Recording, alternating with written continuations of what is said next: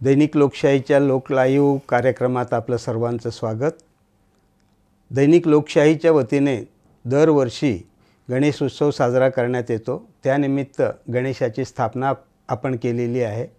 या गणेशाच्या आरतीसाठी आज आपल्याकडे प्रमुख अतिथी म्हणून जे आलेले आहेत ते महाराष्ट्र मार्केटिंग फेडरेशनचे उपाध्यक्ष आणि भाजप प्रदेश सहकारचे उपाध्यक्ष रोहित निकम हे आपल्याकडे आज आलेले आहेत आरतीसाठी।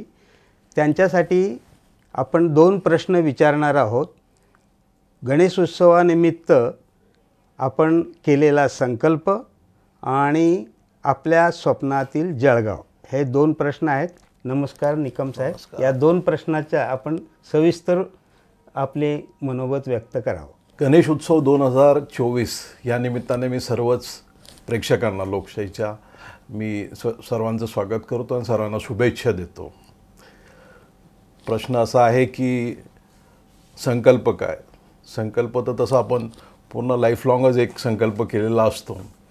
तर व्यावसायिक जीवनाकडून जसं आता समाजकार्याकडे वळालो, मला तसा आईवडिलांचा आणि माझे आजोबा बॅरिस्टर दादासाहेब निकम माजी आमदार यांचा जो सहकाराचा आणि समाजसेवेचा वारसा मिळाला आहे तोच पुढे चालून न्यायचा आहे आपल्याला। आणि अगदी शेवटच्या घटकापर्यंत, तो शेतकरी असेल किंवा समाजातला शेवटचा घटक असेल तिथपर्यंत आपल्याला जिथं जिथं जे जे करता येईल शक्य असेल ते आपण करतो आहे। हाच एवढा संकल्प आहे। माझ्या स्वप्नातील जळगाव अगदी लहानपणापासून मी लहानाचा मोठा जळगावच झालो आहे। तर नक्कीच कुणालाही आपल्या शहराबद्दल आणि आपण जिथं राहतो त्याबद्दल नक्कीच आपलं भरपूर प्रेम असतं।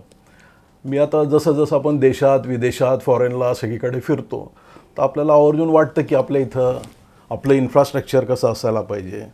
सर्वप्रथम इन्फ्रास्ट्रक्चरच आज थोडंफार आपलं कोलॅप्स आहे।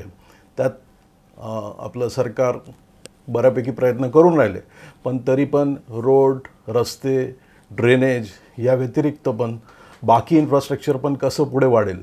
इन्फ्रास्ट्रक्चर म्हणजे फक्त रोड, रस्ते, गटारीज नव्हे तर आपला बँडविड्थ देखील असतो। तिथं ITचं इन्फ्रास्ट्रक्चर कसं आपल्याला उभं करता येईल ते बघायला पाहिजे। इथं इंडस्ट्रियल इस्टेटमधलं इन्फ्रास्ट्रक्चर कसं आपल्याला इंडस्ट्रीला वाढवण्यासाठी आपल्याला उभं करता येईल ते बघायला पाहिजे। तर माझ्या स्वप्नातील जळगावमध्ये मी जळगाव शहर हे जे एक मोठं सुंदर असं शहर जिथं एक गार्डन सिटी व्हावी असं वाटतं। आता काही गार्डन आपले इथले थोडेफार लांब मात्र डेव्हलप झालेत, पण बरेचसे होणं बाकी आहे। तसंच जळगावमध्ये टेम्परेचर फार असतं।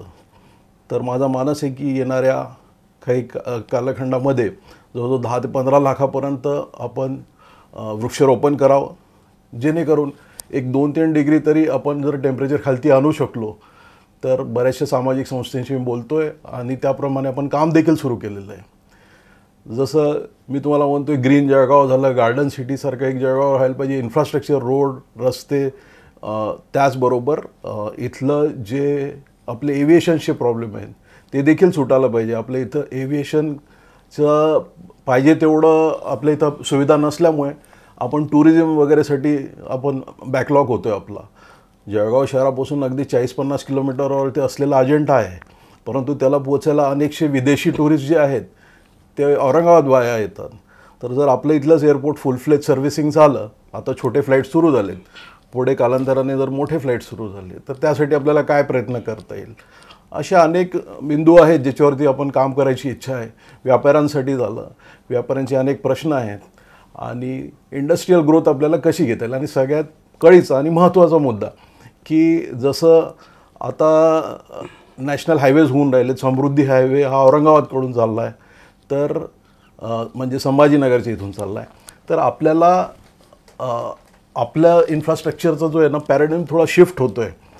तर इथं जळगाव शहरामध्ये आपल्याला एम्प्लॉयमेंटसाठी आणि आपल्या इथल्या विद्यार्थ्यांना, आपल्या इथल्या मुलांना इथं कसं रिटेन करता येईल, कारण की बरेचसे विद्यार्थी आपल्या इथून बाहेर शिकायलाही जातात आणि एम्प्लॉयमेंटसाठी पण ते बाहेरच थांबून जातात। तर मनी ड्रेन पण होतो आपला आणि ब्रेन ड्रेन पण होतो। ह्यांना सगळ्यांना जर आपल्याला इथं टिकवायचं असेल तर अजून काय काय करता येईल, तर त्यासाठी प्रामुख्याने आपल्याला काम करायचं आहे आणि त्यासाठी मी स्वतः चंग बांधला आहे की स्वतःला यासाठी पुढील येणाऱ्या काही वर्षांसाठी आपण वाहून देणार आहे. तर माझ्या स्वप्नातलं असं एक सुंदर असं शहर जे पुऱ्या जागतिक कीर्तीमध्ये आपल्या शहराचं नाव नेता येईल. माझं जळगाव, सुंदर जळगाव, प्रगत जळगाव.